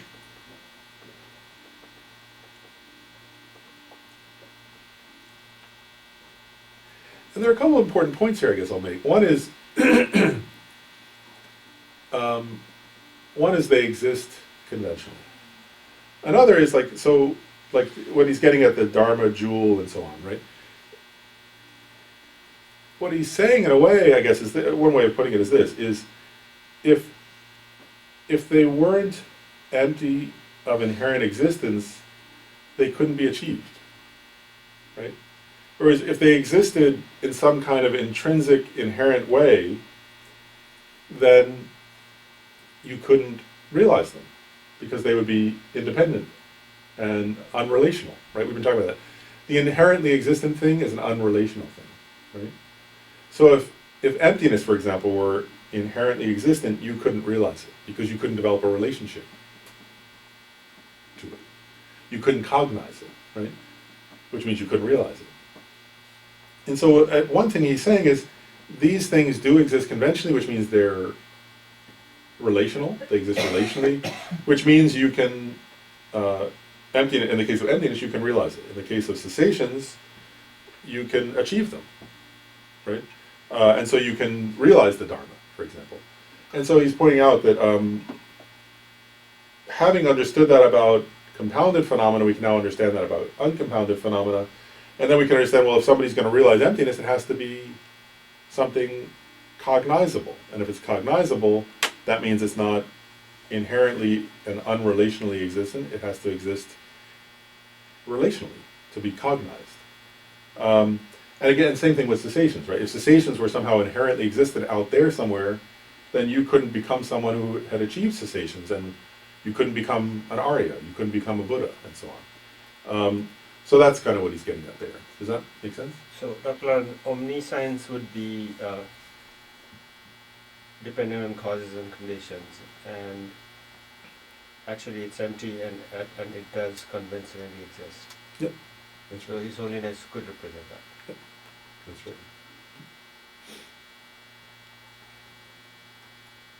Then he says, those who assert them as truly existent must and do indeed also assert presentations of their definitions and definendum, their causes of separation and their effects of separation, their comprehension by such and such valid cognitions and so forth. At that point, if they do not relate them to their respective objects of attainment, characteristics, comprehenders, and so forth, they cannot refute that all unrelated things become definitions and definenda of each other and the like. If they assert relations, they cannot posit them, since something truly existent, inherently established, cannot depend on something else. So here he's saying, he's making the same point, right? He's saying if you know, because there are people, actually I was saying that earlier, right? There are people who think, who assert this idea that emptiness is inherently existent, right? It's the ultimate, they say it's the ultimate truth, so it must be ultimately existent, and it's some truly existent, ultimately existent thing, right? And so Lama Tsongkhapa here is saying, he's saying, well, something inherently existent is non-relational, right, and can't be dependent. And then he's saying, so then how do you define emptiness, right? So that as soon as they define it and they say emptiness is inherently existent, right? If somebody, this person who's misunderstanding it says that, and he says, well, you just defined it. That's relational, right? You just had a relationship. You defined something. And then he's saying, and if there's no relationship between the definition and the thing defined, then your definition has no meaning. Like, because if this thing, emptiness, is totally non-relational and inherently existent, then your definition of it is not related to it. And then your definition relates to anything, and everything, nothing's related to anything. So that makes no sense. And then he's saying, also, you say people realize emptiness. If you're Buddhist, right?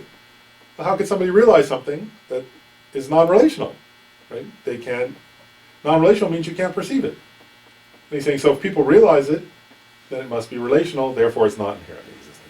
If you defined it, all these things, what he's pointing out, he's giving examples of relationship, right? He's saying, and then he's getting at cessation, right? He's saying, well, cessations arise due to wisdom, right?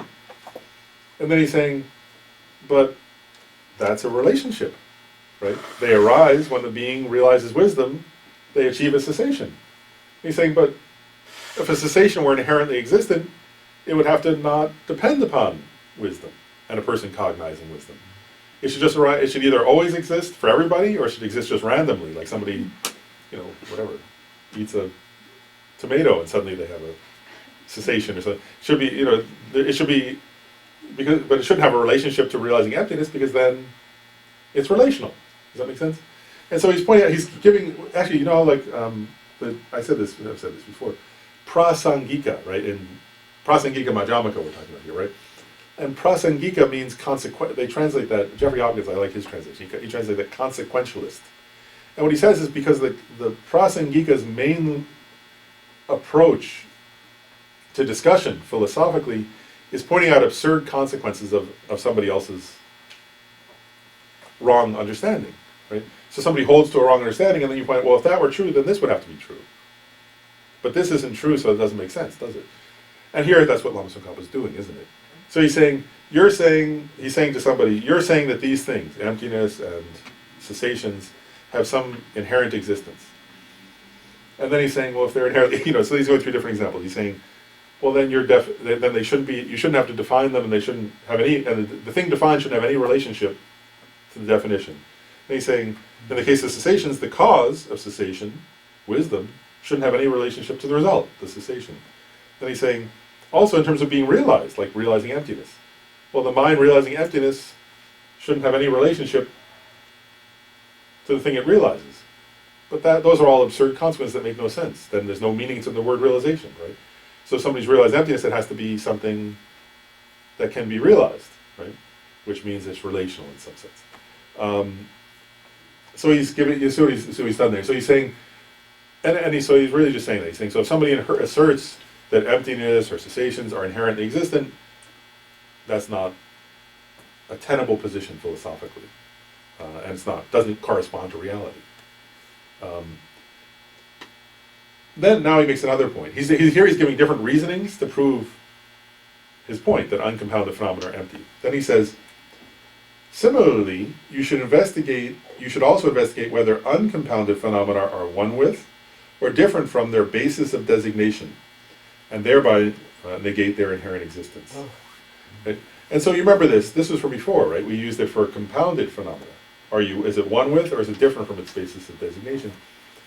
Here he's saying you can do the same kind of analysis with regard to uncompounded phenomena.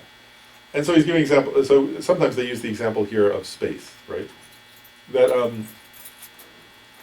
even if you're talking about space as unobstructedness, right, which is the definition of space, right?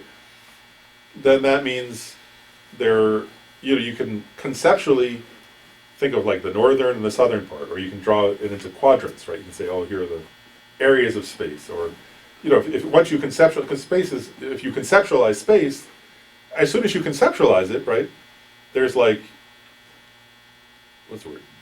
Directionality. It's a relation to something. Yeah, and exactly. It's relational, and and you conceptualize it as, what's the word? A thing. A thing that has space, as having parts, spatial parts, it's called. Right? And then he's saying, so then, is the space this part, or is it this part? Right? And you can break it down to smaller and smaller parts, just like we did with our body, right? And then you start to realize, well, that those, as he says it, those are the basis of designation for the label space, right? And that's how space exists. It does exist, right? It exists as something labeled upon its conceptual parts. Well, that's dependently arisen. It's not inherently existing, right? It doesn't exist as one with any one of the parts, but it certainly doesn't exist separate from the parts, right? You can't say space exists apart from, completely unrelated to the parts of space. And then, like, even with, anyway, you get the idea.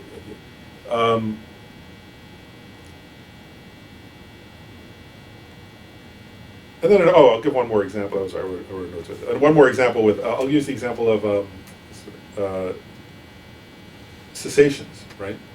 Like, so you can give the example of Shariputra was a great arhat, right? Famous arhat, who was a disciple of the Buddha, right? So I'll just ask, like, this. So he had achieved cessation of suffering, right? So you'd ask, well, does Shariputra's cessation exist independently of Shariputra? It can't, does it? Shariputra's cessation can't exist independently of Shariputra. But is Shariputra's cessation Shariputra? Is it identical to Shariputra? Well, he had a nose. Like, that wasn't, when they draw pictures of him, he has a nose, ears, and so. Those aren't cessations, right? So you can't say it exists independently of Shariputra, but you can't say it's one with, identical to Shariputra, right? But how does it exist? As labeled, right, upon his, a certain aspect of his continuum. Right? It's empty. It's empty of inherent existence, therefore. Okay. May I? Sure. Yeah, go ahead. Could we go as far as saying that anything that we can think of through our conceptual mind has, by definition, to be not inherently existent? Yes, that's great.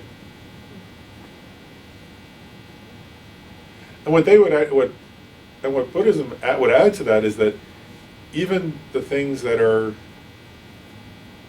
understood by a non-conceptually are also empty of inherent. Even beyond that. Yeah. Even the non-concept, right, are still empty of inherent existence, because we have non-conceptual experiences also, and they say even those are empty. They exist, but they're empty of inherent existence. In the same way that conceptual things, yeah.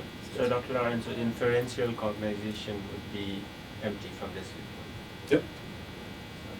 So what are the non-conceptual experiences, some of examples? Like, so actually a very simple one to start with, like the simplest version would be like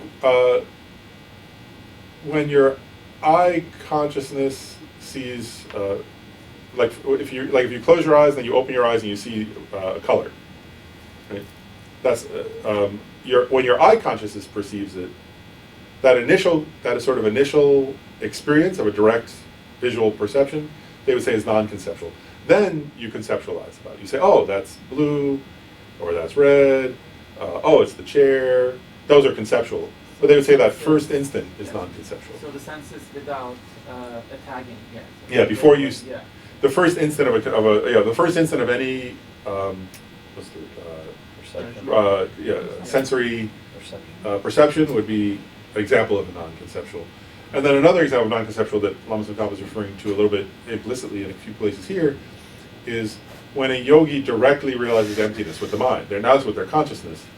They say it's like water poured into water, that it's a non-concept. There comes a point, many realizations of emptiness are conceptual, but the direct realization of emptiness, they would say, is non-conceptual. There's no conceptual barrier, that the person's mind completely absorbs into that experience.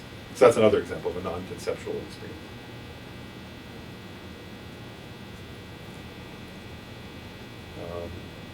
Okay, so you get this idea. So he's saying, so he went through, one point, he went through all those examples of how it's relational because it's defined and the definition of defined, or perceiver and perceived. Now he went into one and many, right? Is it one with, or is it different from? Is another way of proving its basis of designation. Is another way of proving that uncompounded phenomena are empty.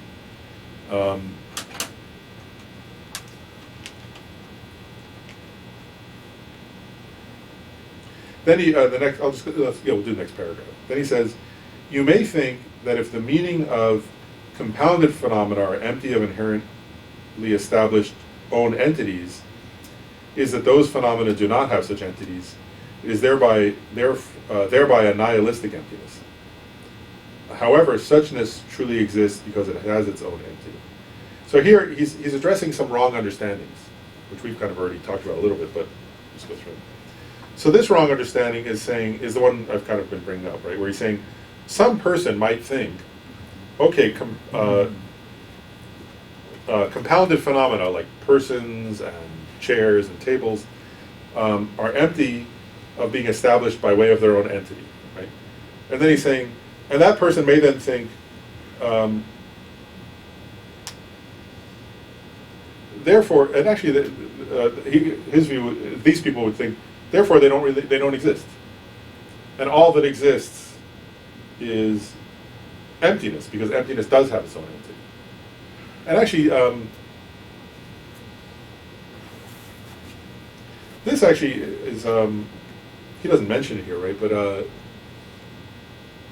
Lama Tsongkhapa often philosophically disagrees with a position called other emptiness, or emptiness of other. That's kind of what he's describing here. So what that means is, this is a kind of, from Lama Tsongkhapa's perspective, Indian philosophers, the great Indian philosopher of Buddhism didn't assert this. He said this is a particular position held by some Tibetans that he's disagreeing with. And so this position is this, is they're saying emptiness is truly existent. And it's empty of everything else, so everything else doesn't exist. Who's saying this? Some Tibetan, some Tibetan that people. He's refuting. And he's refuting them. And he's saying some Tibetans have said, emptiness is a truly existent thing, and it's empty of all other stuff, and so all the other things are not real, and what's real is emptiness. And emptiness is truly existent, and all other phenomena, because they don't have any inherent existence, don't exist. And he's saying, anyways, I'll keep going. He says, that is the furthest you can go wrong. He's not too subtle in his He's not too subtle in his Yeah, you went off the cliff, exactly. You went off the cliff full speed. You know, you're kind of going very fast, and you just kept running. Right? That is the furthest you can go wrong when you settle compounded phenomena as empty of inherent establishment. A view that deprecates the interdependence of compounded phenomena. So he's saying here, why is that the word? What is it? They say the furthest you can go wrong. He's saying, he says this one's wrong because you're doubly wrong. He's saying on the one hand, you've deprecated and misunderstood that things are interdependent, right? And he's saying, so in that sense, it's nihilism, right? It's denying conventional reality. It's denying conventional reality, so it's nihilism. Then he's saying, at the same time, the second half of your view is a terrible view of permanence that superimposes true existence if something has its own entity, right? So he's saying, not only are you being nihilistic and denying conventional reality, but at the same time you're asserting permanence about something that's not permanent, which is emptiness, right? You're asserting that emptiness is inherently existent, which is also not true. And he's saying, so this is like doubly wrong for you, right? Because you're negating conventional reality, which is why, you know, which is like kind of what you would say is terrible, right? Because you're conventional reality is where ethics, love, compassion, kindness, patience, all these virtues, where we practice them. And you're negating all of that, which is terrible. At the same time, you're asserting some kind of inherent existence, something that's not inherently existent. And he's saying, therefore, you would be entering the correct meaning of emptiness wrongly, right? So he's saying it's the furthest you can go wrong, or it's a doubly wrong view because it's both. It's kind of funny because sometimes you say sometimes some views are just nihilistic or just permanent, right? He's saying that particular view is both nihilistic and permanent, so it's quite So double X. exactly. Yeah. So the mind-only school, Citamatra, would be one of the schools that would follow this? No. This particular view that he's talking about there, I think, is a Tibetan. Not he would say that's not the Tibetan. That is a Tibetan view. It's not. He's not referring there. I don't think he's particularly talking about the mind-only school. I think he's talking about somebody who's wrongly understanding the Majjhimaka view, like a Majjhimaka philosopher who doesn't understand Majjhimaka. That's what he's getting at there. And he's saying in Tibet, I think he's addressing this. He's saying in Tibet sometimes people understood Majjhimaka in this wrong way, and he's saying that's not the correct. Was that Bonism in Tibet? No, this particular view, I think there were a couple of philosophers who were connected, I think, to the Jonang school of Tibetan, a particular Tibetan sub-school. But they were Buddhist. Who were Buddhist and were actually otherwise good practitioners of Buddhism and good scholars, but they had a particular view of emptiness that he disagreed with. And he sometimes actually says that he respected them in other areas, but in terms of this particular philosophy, he disagreed. So they were extreme skiers. Yeah. Exactly, yeah, who were very good skiers, but then went off one cliff. Right, maybe something like that. Look at that, we still have a few minutes. So then he says, if the emptiness of an inherently established own entity were the absence of it in itself, the absence would mean that nothing at all could possibly exist. So first of all there he's saying, we have to understand also, right, that being empty of inherently established own entity, right? I mean, that's the meaning of emptiness, right? Being an inherently established own being or self-nature or intrinsic existence, something like that. He's saying, if being empty in that sense, we're an absence of it in itself, right? Then nothing could exist at all. So what he's saying here, I was just going to say, is if we say this cup, right? I used the cup earlier, right? Is empty of inherent existence, right? Because it's a dependent arising, that's correct, right?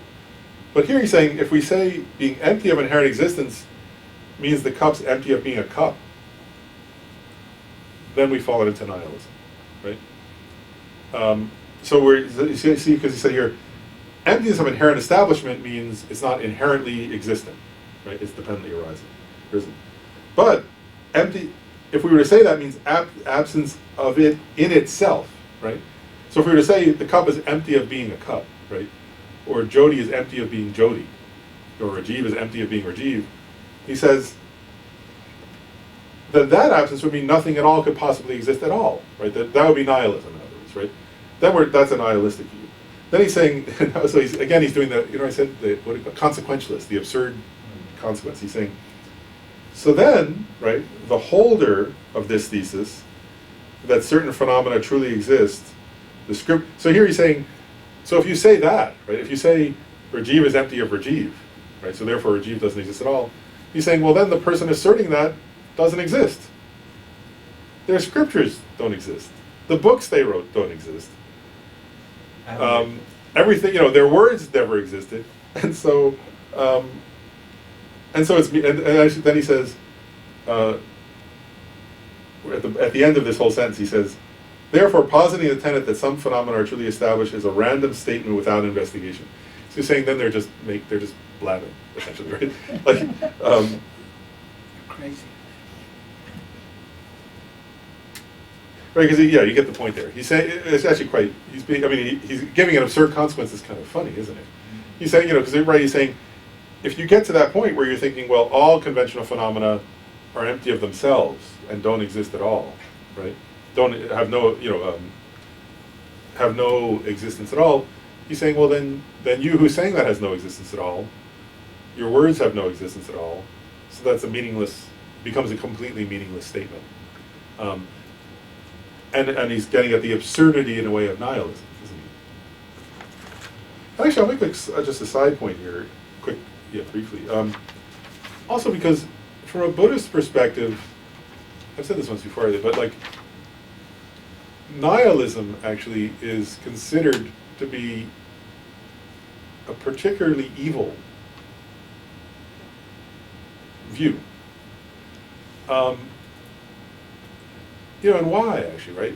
Like, and this is the part, like you might think if you're just like philosophizing, so what, right?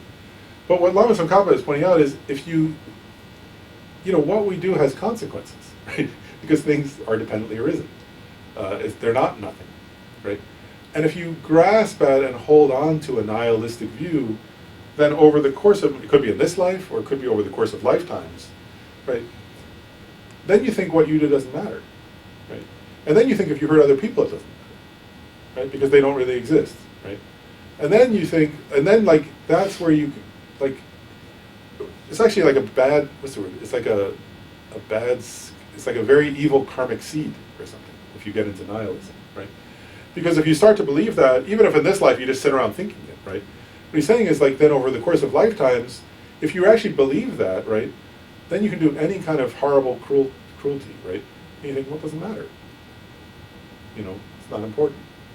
There's no consequence to it. Nothing matters. Nothing's real, right? And then, whether it's that you harm the people in your house, or whether it's that you are doing crimes against humanity and genocide or something, those all come from a kind of unconscious, nihilistic view oftentimes. The worst actions. We do some bad things out of eternalism sometimes, but the worst things are done out of a kind of nihilistic perspective. And that's a Buddhist teaching, actually, right? So this kind of tendency to think nothing matters, and that nothing's real, and that therefore I'm not real, right? Like, leads to horrors, actually. And so Lama Tsongkhapa was being very careful to say, over and over again, to point out, even when you're doing philosophy, you may think, well, if I misunderstood emptiness, it's just me, right? But the problem is you're interrelated with all others. And so so he's saying, don't even, I'm going to go off on a little tangent about this for a second, because I think it's important.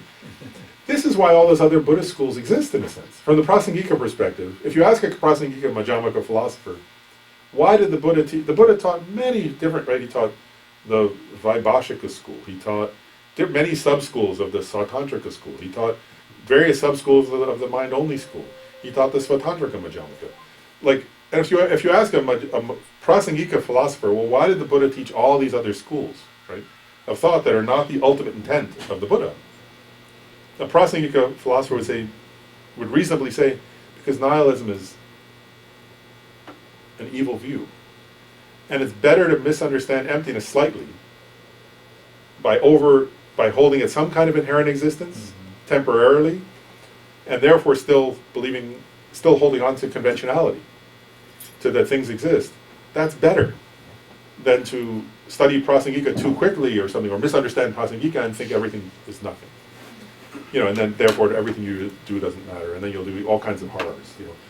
And so they would say that. They would say, so all those other philosophical views are an expression of the incredible compassion of the Buddha to get people closer to the correct understanding of emptiness, right? They're actually, if you look at them, one way of viewing all those other schools is that they're like steps leading to the Prasangika view. That one is more subtle than the next, is more subtle than the next. But they're for people who, if they were to too quickly go to studying Nagarjuna's teachings and Chandrakirti's teachings, they would think, well, then nothing exists, like this person, these views that Lama Tsongkhapa is addressing. And then they would create bad karma, right, and do terrible things to themselves and others. And so he's not saying that, but I'm saying I guess, that those other schools are very skillful, actually, in allowing us to hold on to the conventional, and to kind of get subtler and subtler, and then they say, if you keep going, eventually you'll understand. And actually, I remember a story about this that I read where Baba Viveka, who was like a great Buddhist, one of the great Buddhist philosophers in history, and was like considered one of the founders of the Svatantrika Madhyamaka school, which disagreed with the Prasangika. But he was universally respected as a great philosopher, and it was a valid school of Buddhism, right? But it was not as subtle as Chandrakirti's position. He disagreed with Buddhapalita, who was a Prasangika, but Buddhists greatly respect him actually, because they say, first of all, he gave this philosophical school for people who were very close to understanding Prasangika, but where they might fall into nihilism. So he gave them something to hold on to. But then the story I heard was that they say that when Baba Viveka died, he was like a kind of a saint in a way, but he hadn't yet realized emptiness because he hadn't. But then he came back, I think, as a practitioner of Tantra, and he realized the Prasangika view in his next life, and is said to have achieved enlightenment in his next lifetime. So he didn't achieve enlightenment in that lifetime because he didn't. But it was like he gave, but he created so much positive. It's like he was an example of the steps. When I read that, I was like, oh, he's an example of this step-by-step idea that he gave a whole lifetime to, like, the step just below the top step. That's pretty good, actually, right? And therefore, when he died and came back, he became a tantric master. He went to retreat, and he realized the correct view of emptiness. And do you know the name he went by when he came back as a tantric master? Oh, I'm forgetting right now. I think it was one of the practitioners of the Chakrasamvara Tantra. It may have been. It's not Abhinavagupta, is it? No, I don't think. It might have been Gantapa, or it was one of the. I think it might have been Gantapa, but I'm not certain. Okay. Or Louis, but it was one of the masters of the Chakrasamvara Tantra. Historically, so it may have been. I think it might have been Gantapa, but I'm not sure of that. That's my best guess. But when Tsongkhapa refers to the other schools, is he referring to the other lineages that we know of now, or were not all of those established at the time? Actually, of the currently existing lineages, the Gelugpa major lineages, the Gelugpa was the last, the most recent. Yeah. So they all exist. And at one point, though, is like Lama Tsongkhapa. He's very careful. He had teachers of all lineages. Actually, he had teachers of all the existing, including Sakya, Kagyu, Nyingma, and Jonan also. So he doesn't refute other lineages ever. Mm-hmm. He refutes specific philosophical positions, and even of his own teachers, he sometimes would disagree with their he had great respect for his teachers, but like he had his own view, in terms of emptiness, particularly. He expounded emptiness in the way that he'd understood it from his own meditative experience. So, I guess my point is like he never refutes other philosophical schools as a whole, but he does refute specific positions of specific philosophers from a certain school, of any school that he disagrees with. So he's very clear about that in a way that he'd never. If you read his writings, you'll see he would never insult or disagree. He would never say this school is wrong, but he'll say this philosophical position is wrong. And even like say with the, for example, in this example, I think there are a couple of Jonan philosophers who held the position he's disagreeing with about emptiness here. But in the Kala Chakra Tantra, he received the lineage of the Jonans and loved it and taught about it and taught it to others and practiced it and did retreats and wrote texts about wrote about it. So, he doesn't like ever. He never says a whole lineage or tradition is wrong, but he will address a specific philosophical position and say, I disagree with this and this is why. So that's very used wisdom, pulling out what he felt was valid. Was valid and beneficial, yeah. Different lineages. Yeah, and the same thing if you look like in the, I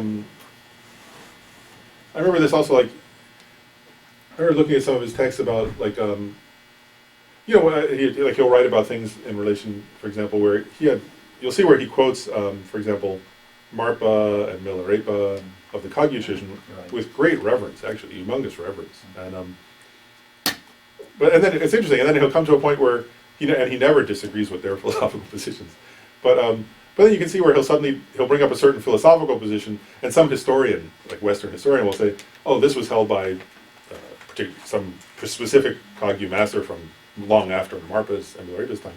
And it's clear Lama Tsongkhapa is disagreeing with a particular philosophical position of a particular author, but he doesn't disagree with the whole tradition, for example. So I think that's an important distinction. So I was reading that he was ordained in the Sakya tradition, but then he was instrumental in founding the Gelugpa. Yeah, I think his it's interesting. Like was he the founder? Or? He founded the Gelugpa tradition. Yeah, he was the founder really of it. But like his actually, I think his his initial monastic ordination was given by one of the Karmapas. Then later, his main teacher was Aksakya. Randawa was a great Sakya master. That was his sort of closest teacher. But then later, he like studied with another Lama Umapa, who was a great like a Kagyu yogi who had visions of Manjushri. So he was very like it really depended on the teacher. So and then there was a time where he had there was a Nyingma yogi who was also a Lojong practitioner, and he went and studied both Lojong and Dzogchen with him, and that teacher could have taught. There's a famous composition where that teacher had visions of Vajrapani, and he had a discussion like Vajrapani. So the teacher was talking to Vajrapani, and Lama Tsongkhapa wrote down like Vajrapani says this and Vajrapani says that. And so like his teachers were of all the actually different all the different lineages of so he had a number of, and he also had like a number of Drikung Kagyu teachers who he studied the 6 Yogis Naropa with and things. So I mean, I think most of his a large percentage of his philosophical studies were in the Sakya tradition, but then he studied Mahamudra and the 6 Yogis Naropa and things like that in the Kagyu tradition, and some of the Lojong and the Dzogchen of the Nyingma. So he studied with all different. And, very broad base. yeah, he was a very broad-based scholar. Actually, I'll stop before we stop. I'll say one thing that was quite interesting too was, let me share this before we stop. Like Thupten Jinpa, like I guess it's not out yet, but he was recently completed, I guess, a biography, kind of Western biography of Tsongkhapa, and he makes an interesting point which I had never heard before. That I guess it was like one generation before Lama Tsongkhapa's time was when Butong Rinpoche compiled the Kangyur and the Tengyur, like so the kind of the standard, what became the kind of classical standard canon of Indian texts. And so he went through, because there were all these different translations that were existed in Tibet up to this Butong Rinpoche's time. And he was a great scholar who kind of went through all the different, he kind of had a monastery and he brought all the different translations and went through them and sort of compiled, like these are the best translation of this text and this is the best translation of that text. And he compiled a kind of standard canon, and then they had it printed. And at a certain point in Lama Tsongkhapa's life, Thupten Jinpa says, he went to the monastery, one of the monasteries where they had one of the first editions of these hundreds of volumes of texts sort of there, like one of the great libraries, And what was interesting was, he said, he spent years, as a young man, he spent a number of years mostly at that place just reading. And he was like, and it was like, and I thought, and he was making this argument, I think it makes sense, isn't it? That part of the reason Lama Tsongkhapa could do what he did was that existed. It's dependently arisen. There was the fact that there was a canon that he could easily refer to, and it wasn't having to, because before that time you would have had to go and like, I heard so-and-so did a translation of this, and you go to their monastery to get a copy of it, but then somebody in the other part of Tibet did a translation of that, and is it a good translation or not, and they have to go find it. But finally there was like a kind of a collected works, in a way, or like a definitive, and you can see how that also would contribute to somebody being able to do what Lama Tsongkhapa did. All these, bring together all these different strands of philosophy without a kind of, so you can see how like his works, his ability to sort of form this particular Gelugpa school and his philosophy was related to Butong Rinpoche's canonizing or way the texts. It's interesting. Anyway, we should do the dedication. Supreme jewel, bodhicitta, where it has not arisen, may it rise and grow. Where it has arisen, may it not decrease, but increase more and more. In this snowy mountain paradise, you the source of good and happiness, all-powerful Chenrezig Tenzin Gyatso, please remain.